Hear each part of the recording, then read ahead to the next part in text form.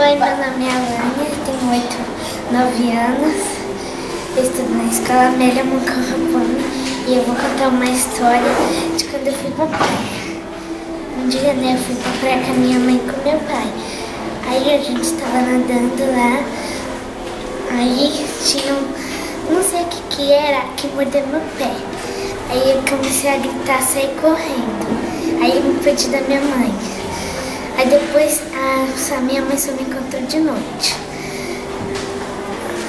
Aí eu encontrei primeiro meu pai, depois eu encontrei minha mãe.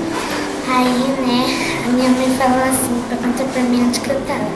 Aí eu falei assim, que eu não sabia onde que era, eu estava perdida só. E num lugar que eu não sabia o nome da rua, onde que era. Aí tinha uma moça, né, que ela ia me levar se meu pai não me achasse naquela hora.